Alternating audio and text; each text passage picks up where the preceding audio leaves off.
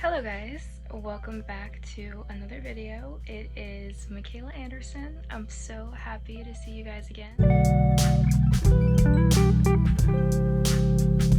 So without further ado, today's video is basically about the 5 things that I wish I knew before living in a bus full-time. They're just things that I've learned through my experiences of living in a bus and things that I just kind of wanted to share with you guys that you may not consider yourself. So the first thing that I wish I knew, or that I understood the importance of, is having a place to dump your trash slash waste. Now, if you're like me and you're coming from living in a house or an apartment, this can feel kind of weird because you have a dumpster that's there. When you have trash, you just go ahead and, dump your trash in a dumpster that's provided to you from like your landlord and stuff. So really dumping trash is an afterthought. It's not really anything that I know that I considered about living in a bus, but obviously when you live in a bus, you don't have the same access to dumpsters as you did when you lived in your apartment or in your house. So I think that it's very important, especially if you're looking into living in a bus, considering where you want to dump your trash, because it gets gross. It definitely gets gross after a while. So thankfully, I have friends who let me dump my trash into their dumpsters. I have access to certain dumpsters just around town that I've gotten permission that I can dump my stuff into as well. My advice to people who are kind of like me, where they're in the situation where they're not necessarily like traveling yet, they're kind of parked and building and things like that. What I do too, like in worst case scenarios, you can always dump your trash into the little bins that are on like bus stops and stuff. I dump my trash in restaurant dumpsters, like outside of restaurants, and also certain stores and things, as long as I have permission. So I would say, like, if you're going into living in a bus full time, definitely consider like how much trash you make first and foremost, and then where you can actually dump that trash, because it's not always as convenient as you think as far as like where you're gonna dump like your waste, or if you're like me who also has a compost toilet, where you're dumping your urine and your other stuff. Not to get gross, but it's definitely things that you want to know and consider when you move into a bus, is like, where am I gonna put my trash, and just thinking about that. The next thing that kind of like goes into my next point of things that I wish I would have knew or considered was definitely that you are exclusively responsible for maintenance of your build, keeping up your build, and if something breaks or goes wrong, it's basically on you to find the solution. I just wish before I got into my bus, I learned a little bit more about how it works and how it was built, because it's on me if anything happens to fix it and to maintain it and look after it. So I would say, regardless of what stage you are in as far as like being in a bus or saving up for a bus, definitely take the time out to just like learn as much as possible before you get into your bus, because if you have that confidence in yourself to be able to fix something that breaks, say for example it's like an electrical issue, or I don't know, you get a flat tire or something like that, you would feel a lot more confident knowing, okay, I have some experience in this, or if I don't have experience, I at the very least understand how this thing works, so I'm not as worried about, fixing it if something breaks. If you don't have a lot of people around you who are also living in a van or living in a bus, you can definitely take advantage of, social media. There's so many bus life groups, van life groups, columns where you can literally go and ask questions to other people who are maybe more experienced than you are, or have more of an understanding about certain builds. So I've definitely taken advantage of that as well, like joining like Facebook groups and things like that, just to keep in touch with these people who have been in their build for years and years and years and have experienced any issues that I may be experiencing now that I just kind of started living in my bus by myself. Another thing is, I wish that I understood electrical and power a little bit better before moving into my bus. Now, let me just give you guys a backstory. Again, I'm coming from living in an apartment with my mom. Now, I obviously all the power, all the electricity that we use came from our city grid. So I was very much in the habit of just like plugging in plugging in something into an outlet and just having power and not giving it a second thought. But that was kind of because we had an unlimited power supply. So I could blow dry my hair, charge my phone, charge my laptop, use an electric tea kettle, cook my food, like just all these different types of things that ran on the electrical, and I never gave a second thought to like how much power I was using, right? It's a very different thing when you have a power source that's coming separate from the city grid that you may or may not be pulling from. Like my whole system, all the lights in here, Instapot that I use, coffee maker over there, like just this whole joint is running on 2 lithium batteries and solar panels that are installed on the front. And I wish that I understood how my batteries worked a little bit more before moving into my bus, because my batteries just kept dying on the first few days that I lived in the bus, because I just didn't have a full comprehension of how much power I was using, and then also how solar worked. You know, like I was cooking using my grill, using my Instapot, like just using all this power, which for reference, I know the Instapot itself takes like 1,000 watts or something like that, like 1,000 voltage, and then I was using my microwave, which takes 1,000, which to anyone who is thinking about living in a bus, any appliance that's meant to heat things up takes more power just off the bat.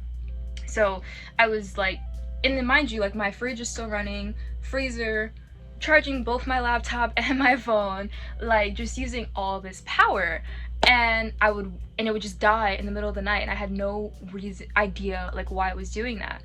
And it was basically because I was in the habit of like basically using all my power when the sun was not out. Like I would do my dinner, cook my dinner at night, I would make my tea at night, I would be on my phone at night, and so basically since I was like draining my battery of all that power, the sun wasn't out, so the solar panels couldn't recharge my batteries, and so they would die in the middle of the night because I would draw all that power. I know that now, but I did not know that when I first started living here, and it would have saved me so much anxiety and trouble and just overall discomfort, because I hate nothing more than dead batteries. And now I've been able to adjust my behavior so that I don't have to worry about my batteries dying. I have more than enough power. It's just about understanding like when I'm drawing too much power and when to basically use the majority of my power. The best time for me, since my system runs on solar, to use power would be like between noon and 3 p.m. or whenever the sun is out, basically, so that it gives my batteries enough time to recharge themselves after I draw the power. And it's been interesting trying to cook dinner at noon or at 3 p.m. because I'm in the habit of, because I eat pretty late, I'm in the habit of just doing everything at night. Like I'm a night creature. But now I know that if I want to use power, it's best to do it in the day. So what I'm trying to get at is like once you understand how things work, you're able to kind of work with it and adapt and kind of adjust your behavior so that you don't keep running into the same issues. And that's a big part of the lifestyle. Like you can't necessarily live the same way as you would in like an apartment or house. Doesn't mean that you'll be any less comfortable. It's just a whole different thing than it would be if you were like in an apartment, if that makes sense. Buslife kind of combines two of the greatest expenses that you'll ever have in your life. So it combines your home expense and it combines your vehicle expense, right? So you have to care and maintain those things, or you're gonna have big bills, basically. And I know that that sounds so stupid and it goes without saying, but for me, I never like considered the work that goes into the bus as like a vehicle, like from a vehicle standpoint, like having your registration up to date, having, you know, the license plates current, like looking after it if it needs an oil change, or knowing how to change a tire, like all that stuff. It sounds stupid as heck, but I am not a car person, or at least I wasn't before. I had really no interest in cars or how they work, or, you know, how to care and maintain a car, which is ironic because now I live in a bus. But like that just goes to show you, like, since it's combining my vehicle and my home into one thing, I have to care for them as such. So like what I do inside the bus, like on the interior, as far as like making it more comfortable or doing little DIY projects or decor, that's one expense. But then it's also the expense of making sure that my batteries are working. Like the batteries that I have that run the electricity inside the bus is different from the batteries that make the bus run. I have two separate setups. So you know, just making sure that all those things are taken care of, and just learning, again, just learning more about how to care for a car and a vehicle, especially since my bus is a little older. She needs a little bit more TLC, so it's like a whole new skill that I'm teaching myself, basically, of like how to take care of an actual car, because before Big Bertha I never had my own place really, and I didn't have my car. So like this is kind of like two very big purchases, very big milestones all wrapped up into one, and I have to care and maintain and look after them. So again, my advice would be learn as much as possible about the vehicle that you intend to buy. Yes, you could just take it to a person to fix it, or take it to a person who is like a mechanic, but that's honestly just another cost. And for me, a big reason why I wanted to live this lifestyle anyway was to save up as much money as possible, and honestly to challenge myself to learn new skills and to do things that I wouldn't do otherwise, and kind of get out of my comfort zone. So it really has been a learning curve for me, of learning all these things about just everything. I feel like I'm just learning about everything. Like, another thing I wish I knew about Buslife was just how much I was gonna be cleaning. My shuttle bus it has 200 square feet altogether, which is a very small space for a lot of people. And what I mean by small is that it's very easy to it's very easy to mess up. You know, I have two countertops, and when your living space is your bedroom, your kitchen, your bathroom, your bedroom, your living room all in one, it's very easy for it to get cluttered. Very easy. I find myself cleaning at least once or twice a day just to keep everything tidy and how I like it, because I like my space to be very clean. Like, I don't like to see clutter, I don't like to see things all over the place, and especially when you live in a smaller space, it's very easy for clutter to accumulate, much like when you're living in an apartment or a house and you just kind of put miscellaneous items on the countertop and it doesn't look very cluttered because you have space. It's the exact opposite when you live in a bus. You put one thing on the countertop and then all of a sudden it's like, what is this mess? Why is this here? Oh my god, I'm freaking out. So my advice would be having just like a solid storage system. Thankfully I have very deep drawers in my bus, and also like I just bought like storage containers and things like that just to, you know, kind of keep everything sorted and together so everything kind of has its place. And also just like making use of like, you know, like you see how I have like all the things hanging here. This is a little more clutter than I would like anyway, but just like having like little magnetic things so that I can put things like on the wall when I just need them to get off of the countertop space. That's been a big help and a big tip. And I'm also going to be installing more like floating shelves and things just for like my miscellaneous stuff, and just having like some sort of like system down so that, you know, things are not getting messy and cluttery and you don't have to do as much cleaning. Like, I've gotten to the habit where if I'm taking something out, I'm putting it back. If I'm pulling something out, I'm putting it back, just so that clutter doesn't accumulate and I don't spend like all my days cleaning.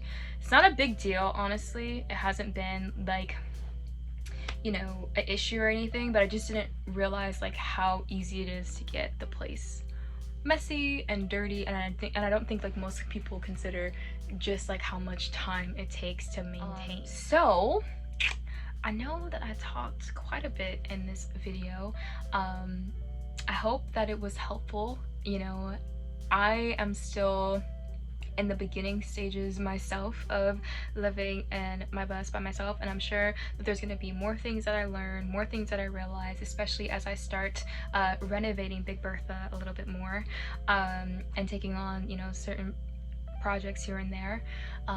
But thus far, these were some of the things that I wish that I knew prior to buying my conversion, and I hope that it helps you guys out there who are maybe considering buying a bus of your own, or just genuinely curious about what you want, what you need, what you don't need, things of that nature. Drop a comment down below. Drop a little, let's say, drop a little orange heart if you're somebody who has been living in a bus or probably already lives in the bus slash van, and drop a cloud if you're somebody who is thinking about pursuing bus life, because I want to just kind of get a little poll going in the comment section to see how many of you guys are already in a bus versus, you know, one's kind of watching and considering getting a bus of your own. But anyways, thank you guys so much for watching this video. I hope you guys enjoyed it as much as I did. Leave any questions that you have for me down below. I will definitely answer. And again, feel free to go ahead and subscribe to the channel. Follow me on Instagram, because I do a lot of like polls or, you know, reels or certain things that you may not get on the YouTube channel. So definitely follow me there, and I'll see you guys in the next one. Until next time, it's your girl Michaela, and I look forward to the next time we get to sit and chat.